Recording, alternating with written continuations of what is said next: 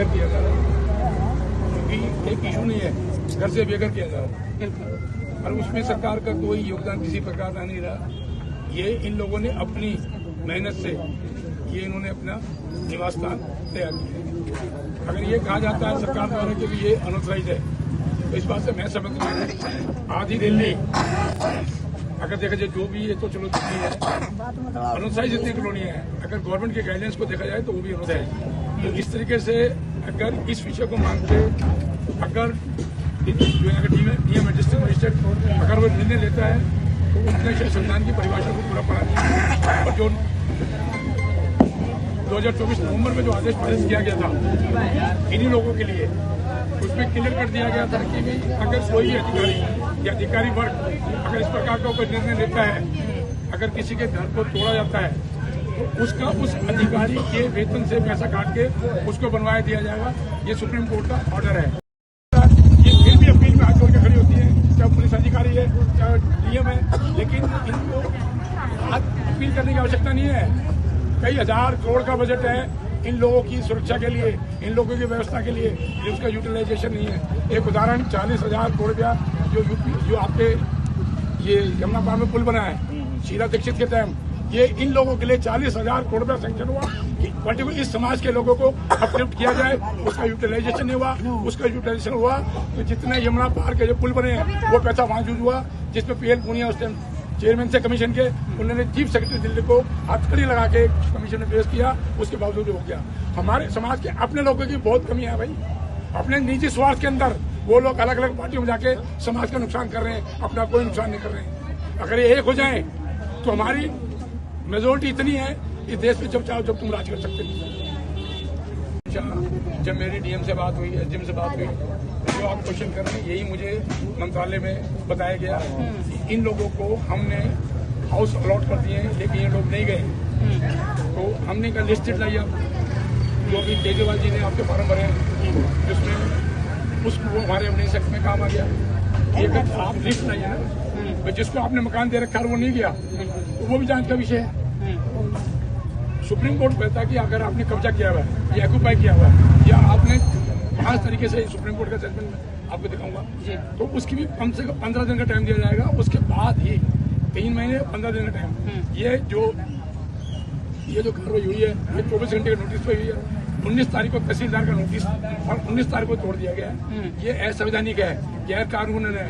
तहसीलदार को क्या इतनी तमीज नहीं है, पढ़ा लिखा आदमी है कि उसको जो भी काम, मैं भी एक अधिकारी हूँ, तो जो अधिकारी वर्ग है, उच्च अधिकारी वर्ग है या जो कर्मचारी है, उनके लिए एक नियम भी बनाया कि आप इस नियम के तहत काम करेंगे, उसी के हिसाब से उसका वेतन तय किया गया। वो अपनी मर्जी से, कोई अपनी मर्जी से, प्रधानमंत्री जी भी, माननीय मंत्री जी भी और मैं भी, कोई कार्य करने का अधिकार किसी को नहीं है। हर काम को करने के लिए नियम है, जिसको अगर कॉन्स्टिट्यूशन में जाएंगे तो हम उसको आर्टिकल बोलेंगे, सेक्शन बोलेंगे, पुलिस में हम सेक्शन बोलेंगे। तो पूरी व्यवस्था संविधान में व्यवस्था बनाई हुई है। अगर कोई भी आदमी इसका दुरुपयोग करता है तो वो गलत है। मैं उदाहरण के तौर पे आपको बताता हूँ, जैसे अपने हरियाणा के चीफ मिनिस्टर, वो पेरोल पे बाहर थे, लालू प्रसाद पेरोल पे बाहर था, तो किसी को पद का दुरुपयोग करने का अधिकार संविधान में नहीं है। उसके बावजूद भी अगर कोई करता है, या आप लोगों की अवेयरनेस है कि आप लोगों को अपने फंडामेंटल राइट्स नहीं पता है, आपको अपनी संवैधानिक अधिकार जानकारी नहीं है, जो शिक्षा है, स्वास्थ्य है, उसके लिए आप वो फ्री है।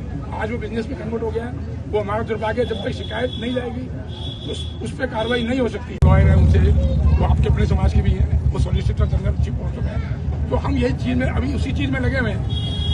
हमने तो अपने घर को बोल दिया घर वालों को, अब हम घर पे वापस नहीं आएंगे जब तक समस्या का समाधान नहीं कर पाए। तो जब तक आप है, आपकी सरकार है, आपके लोग हैं, आपके क्रांतिकारी साथी लोग हैं, तो झुग्गी वालों को टेंशन लेनी बिल्कुल किसी को टेंशन की। मैं पूरी इंडिया की तैयारी में लगा हुआ हूँ। अगर ये जो रिट पिटीशन अगर हम जीत, ये जो हमारा हुआ है, जीत तो हम गए हैं, अब इनको संबंध होकर सबको नोटिस बुला के बुला लिया गया है, क्योंकि अगर ये हाई कोर्ट है, अगर एविडेंस एक्ट के हिसाब से कन्फर्म सबूत नहीं होता तो ब्रदर हमें स्टे नहीं मिलता। और स्टे मिलने के बावजूद हम जीत गए हैं, ये आप लोगों की जीत है, ये समाज की जीत है। बेसिक सुविधाएं हैं, और मैंने पहले भी कहा था कि किसी के पास भी कोई जगह नहीं है या कुछ भी नहीं है, कोई टेम्पल भी नहीं है, हर किसी को राशन भी मिला है, कपड़े भी मिले, मकान भी मिला है, छत भी दी है। तो 40 साल में लगभग सभी सरकारें आ चुकी हैं, चाहे कांग्रेस थी, चाहे भाजपा थी, अभी भाजपा आई है, बीच में पीछे आम आदमी पार्टी थी, सभी सरकारें आई हैं, तब उनको दिखाई नहीं दिया, आज क्यों दिखाई दिया? पहला पॉइंट। दूसरी पॉइंट ये है कि जब इनसे सब कुछ लिया जा रहा है, वोट इनसे लिया जा रहा है, सब कुछ जो इनके किसी के रोड के ऊपर अगर एड्रेस डाल देंगे तो एड्रेस क्या वैसे बना देंगे? एड्रेस की इसके मतलब आइडेंटिफाई कुछ नहीं कर सकते, इसका मतलब नागरिक नहीं है ये। जो हम लोग भी हमारे अपने घरों में बैठे हैं, इसका मतलब तो हम भी बेघर हैं। जब आईडी प्रूफ ही तो माना जाता है ना, इनके पास वोटर कार्ड है, राशन कार्ड है, आधार कार्ड है, इनके पास स्कूल के सर्टिफिकेट में नाम इनके अपने हैं, आइडेंटिटी कार्ड में स्कूल में बच्चा जाता है उसमें एड्रेस यहाँ का डला हुआ है। हर चीज़ पे एड्रेस होने के बावजूद भी अगर उसको बोलोगे कि उसका पास घर नहीं है या उसकी जगह नहीं है, तो ये तो प्रशासन या सरकार की कहीं ना कहीं नाकामयाबी दिखाई देती है। जो साहब ने बताया है, साहब पूरे देश का प्रतिनिधित्व कर रहे हैं और ये प्रतिनिधित्व का एक सबसे बड़ा जरिया क्या है, ये हर किसी को अपना एक परिवार का हिस्सा मानते हैं और आप भी एक परिवार हैं। जैसे इन्होंने बोला, इनका दर्द सब सामने दिखाई देता है, इनके सामने हजारों नहीं लाखों लोग अपील लेके आते हैं, बट बात वही होती है कि साथ देने वाली, अगर साथ देने की बात आती है तो ये किसी भी प्रकार की कोई भी समस्या आती है, ये दिन रात 24 घंटे काम करते हैं। आज 65 ईयर एज है, 65 साल के हो चुके हैं, आज भी 24 घंटे बोल रहे हैं ना। जब से आपके बारे में सुना था, 9 तारीख को शायद ये नोटिस आया था, 15 तारीख को हम लोग भी आए थे, तो जब से नोटिस आया तब से दिन रात लगे हुए हैं। सुप्रीम कोर्ट के सामने आपके कागज, जब आप 40 साल से रह रहे हैं या आपके आसपास में जो लोग आते थे, चाहे वो पार्षद था, चाहे वो विधायक था, चाहे वो सांसद था, जब उनके पास वो कागज नहीं मिले, इनके पास कहाँ से मिले? जो अपने देश के हर एक नागरिक को परिवार समझेगा, वो परिवार के लिए काम भी करेगा और वो परिवार की हर प्रकार की चिंता, चाहे वो एजुकेशन की है, चाहे वो हेल्थ की है। बहुत सी महिलाएं यहाँ पे बैठी हैं, महिलाओं की बात रखनी चाहिए, क्योंकि महिलाओं का अगर बात करें, ये हर घर में जाके काम करती है। अगर इनको कोई प्रॉब्लम होती है तो किसी को उनको भी हो सकती है। ये तो सिंपल सी बात है। जब इनको फैसिलिटी नहीं मिलेगी तो इसका मतलब क्या कह रहे हो आप, कि इनको भी परेशान करो और जो दूसरे बैठे हैं उनको भी परेशान करो।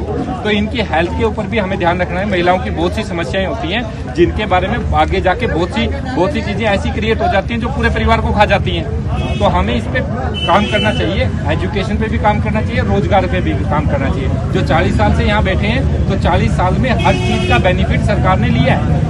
और सरकार, ऐसा नहीं है कि सरकार आपके उस पर नहीं चलती। सरकार आपका खाना पीना रहना बैठना सब सरकार डिसाइड करती है। आप सरकार में बात करो या ना करो। 40 साल से यहाँ रह रहे हो, तो आपको जब यहाँ तकलीफ होता है, हम आपको अपनी छोड़ने के लिए मना नहीं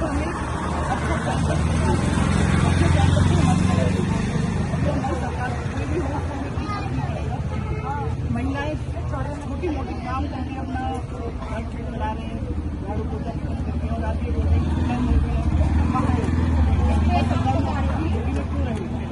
में मामला आया, कई दिनों से वो यहाँ धरना दे रहे थे। उसके बाद फिर सुंदर पहलवान जी माननीय मंत्री जी के यहाँ कोटी 11 सदन रोड पर आए थे, तो मंत्री जी के ध्यान में मामला आने लगा। मंत्री जी के आदेशानुसार हम पार्टी के स्तर से हम लोगों ने इस आवाज़ को बदल दिया है।